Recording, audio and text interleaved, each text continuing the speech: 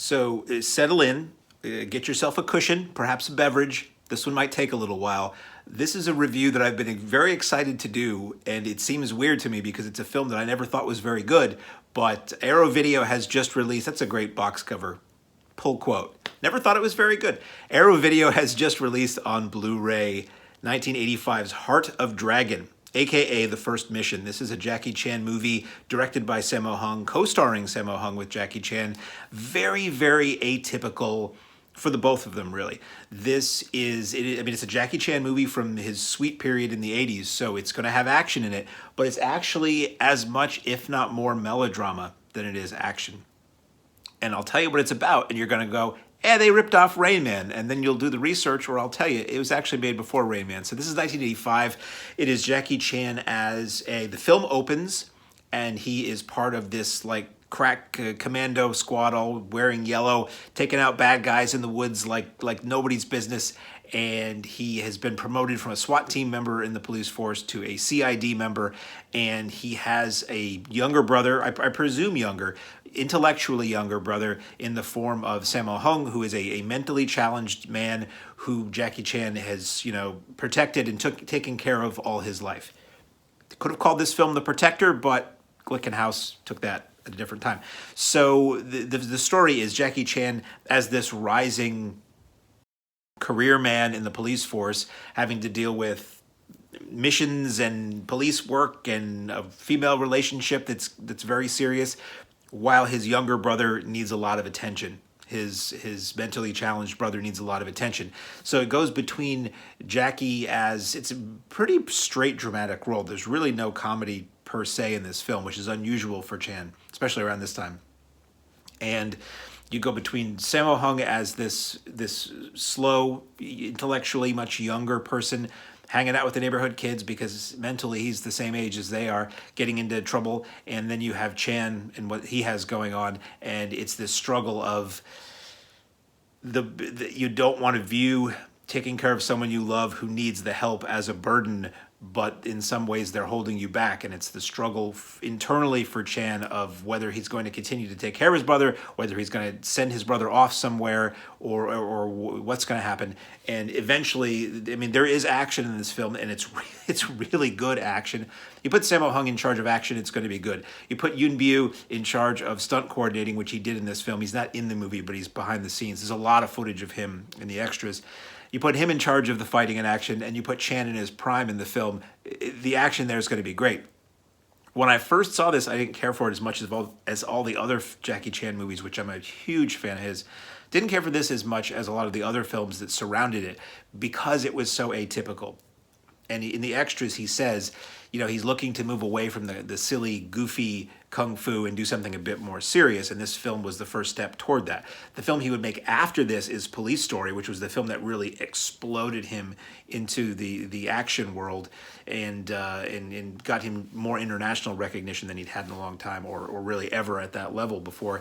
And then after that was Armor of God. So he really exploded and skyrocketed, more so than he already had after this film. And I'm calling it First Mission, and it's also called Heart of Dragon. I always called it Heart of the Dragon, whatever. It has had previous video releases before. This is undoubtedly the best, and I'll get into why in a minute. But plot-wise, there are some big set pieces. There's two versions of the film on here, important to know. There's the Hong Kong theatrical cut, which runs 91 minutes, and there is the extended Japanese cut, which runs 99 minutes. And that difference in 8 minutes is pretty much entirely action. The end credits have what you would come to know from Chan, the outtakes and things like that. Those are not present in the Hong Kong version. Those are only in the Japanese cut. I chose to watch the Japanese cut, so what I'm commenting on is that. I did zip really quickly through the Hong Kong edit, and the minor differences. There's under the opening credits of these commandos beating up and machine gunning people, there is Jackie Chan crooning this pop tune called, China Blue. And there's a line in my notes, China Blue, you are my sexy girl, as he's just beating the crap out of people and machine gunning them, which was kind of interesting. At the time, and probably still, Jackie Chan was this gigantic star in Japan. he was this super heartthrob. He had just throngs of female fans who just idolized him and had, kissable posters on their walls. And a lot of the photos of Chan from this period are him in like these like fuzzy pastel sweaters. Like, not, it totally goes against the image you have of the guy, but in Japan he was the teen idol heartthrob. So the Japanese cut reflects that, and the Japanese fans also, male or female or whatever, wanted action. That's what he was known for. So you do get more action. You do get at least one entire top-notch action scene in the Japanese cut that's just not in the Hong Kong cut. And you get him crooning that song at the beginning, and you get him crooning a song, Tokyo Nights, I believe it's called, over the end crawl. The end crawl in the Hong Kong version, you get the final shot in the movie, fades to black, and it's just white credits on black. The Japanese version, you get all kind of the outtakes and the ouch takes, as they call them, and all kinds of other stuff. So I would recommend watching the Japanese version. Unless you just have to shave 8 minutes off your viewing, I would say go with the Japanese cut, because it's the same movie, but there's more of what you want in a Chan film. It's not like when the Chan films came to America and Miramax was like, we know how to do this better than this guy who's been an international superstar for decades. And they would actually cut stuff. If you saw the Jackie Chan movies in America in theaters and straight to mainstream home video in the 90s, you were getting compromised versions of everything. That's why these Arrow releases and all these other companies that are doing it now are really exciting to me, because before I had to go and get, let me get into this. Have we talked enough about what the movie actually is? I'll get back to that. When I got into these movies, I first got into Jackie Chan by watching an episode. I mean, I knew who he was because he's in Cannonball Run, and that's my favorite movie. But I got into Jackie Chan when Discovery Channel ran this essential series for a lot of us called The Incredibly Strange Film Show, that was put together and hosted by Jonathan Ross in the UK. And each one profiled some kind of wacky cult filmmaker from around the world. And there was one about Jackie Chan. And I knew him as that guy from Cannonball Run. I didn't know he made his own movies.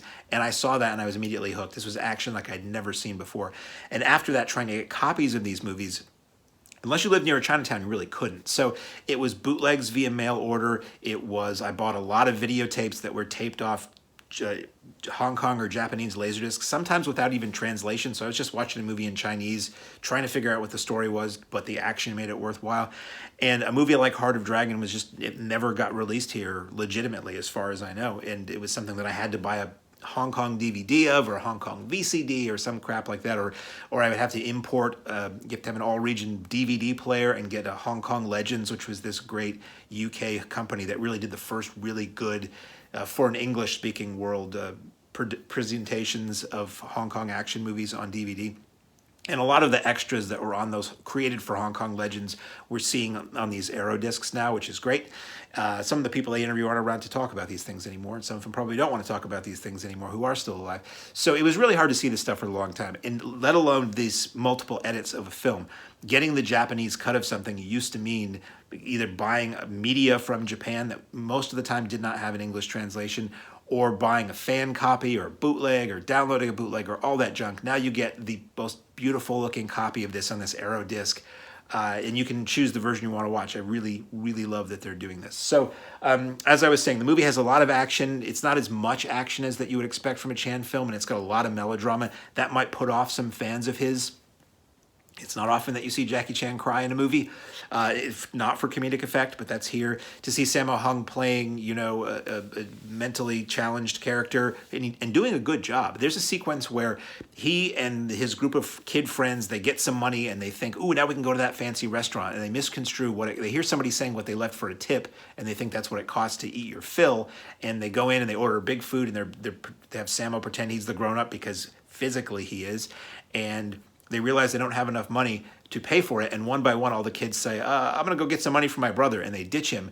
When he is discovered to not be able to pay, the waiter and maitre d', they start screaming at him and abusing him, and he panics, and they're physically beating up this guy who has the mentality of a child.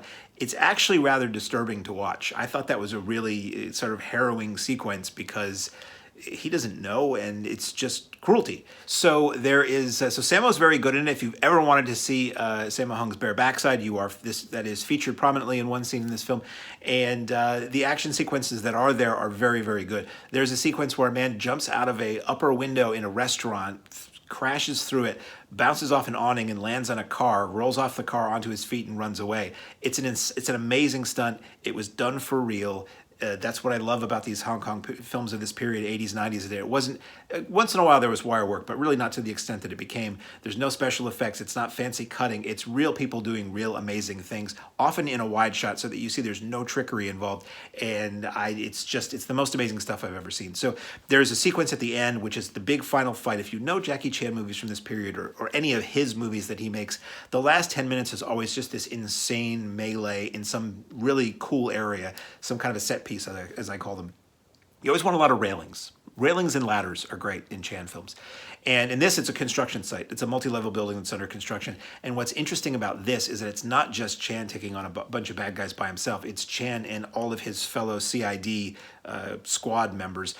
And they're all good. So it's like top-notch Hong Kong action, crazy Chan-style fights at multiple levels, looking like people are really getting hurt because they probably were, and just fantastic. So this is one of those movies. I go back to how I first thought about this film, where it was like, it's a lot of melodrama, and it's Sammo as a mentally challenged guy, and it feels a little uncomfortable.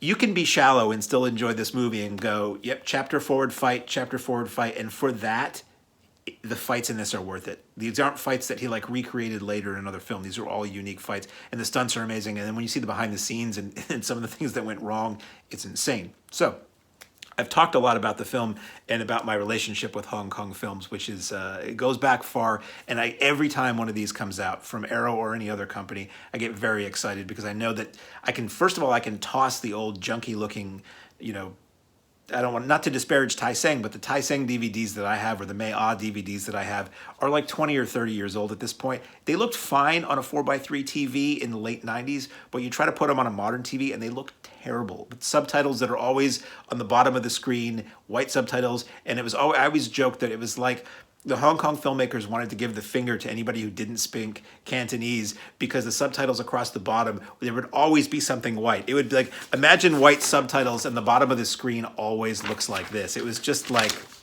it was always a shirt, a tablecloth. It was always something. And it was kind of comedic at some point, where you're just like, they really don't want me to know what's going on. These have great subtitles that you can see. They do have English dubs. And let me look, this did have multiple audio options too, which, some people prefer one to the other. You have Cantonese, Mandarin, or English audio tracks and English subtitles. So you can see it in its natural language, which I believe at that point was still not sync sound. So the movies are dubbed. I believe it's, well, I actually don't know, because I had seen in another one of these commentaries that Sammo Hung was dubbed by some other Chinese actor in a lot of films. So it wasn't until the early 90s that they went sync sound. You were actually hearing their own voices. So I always use that as a little out if I want to watch something dubbed. But for the most part, I like to watch these films in their original language. Extras. Arrow doesn't skimp on the extras. We have the first mission behind the scenes. I'm telling you what it says on the menu screen. First mission behind the scenes. These were things that were created by the Japanese distributor for the film, and they're both pretty beefy. So the first is called the making of the first mission, which is what first mission is what this was called in Japan. It is 48 minutes long. It is video footage from the set of the film. So some of it is just, they said they had like Japanese press day on the set in Hong Kong. So some of it is just people on the crew and the cast posing and answering questions and doing interviews, but there's a lot of behind the scenes. There's a lot of rehearsing fight scenes.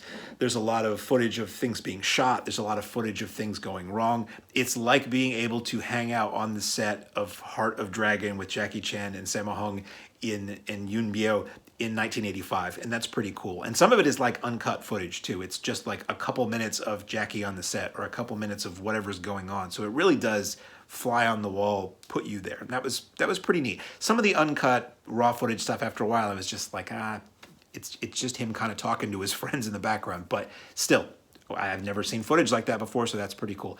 The first mission pre-release event is 15 minutes. This is something that was shown in theaters. It was a specific theater chain, I believe, that was the company that distributed this film in Japan.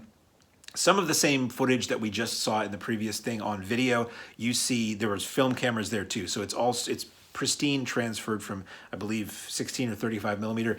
You get Jackie sort of introducing the film, welcoming the audience, saying, I hope you'll come see my movie, and then you get outtakes of that. So there's stuff that is completely exclusive to this featurette that only exists in this featurette. And you get more outtakes from the film, from like provided by the filmmakers, not just the behind the scenes camera that was there. And that's stuff that doesn't appear anywhere else either. So you get to see rehearsals, you get to see multiple attempts at stunts and action stuff, and outtakes and bloopers and all that. It's very cool. And as I said, that's 15 minutes.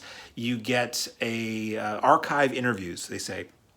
Usually archive interviews means these were interviews or featurettes that were produced for another company on their video release. I love that they port these over because there aren't things that are exclusive to another release. And if you're obsessive like I can be about some of this stuff sometimes, or if it's something you really like, there'll be a commentary that doesn't make it to the new version that's better in every other way. And you're like, oh, so I have to keep that other disc for that. I love that Arrow tries to get everything they can that isn't too redundant and put it on there. So the archive interviews, I believe, are all from the Hong Kong Legends release of this film, of Heart of Dragon. And you get Jackie Chan interview that's 9 minutes, Rocky Lai, who's one of the stunt team, interview that's 10 minutes. You get 2 Sammo Hung interviews from 2 different points in time. One is probably from somewhere in the 90s, and one seems like it's a lot more recent than that. The older is 7 minutes. The newer is 11 minutes. You get Arthur Wong, who's the cinematographer. That's a 15-minute interview, and that's pretty cool.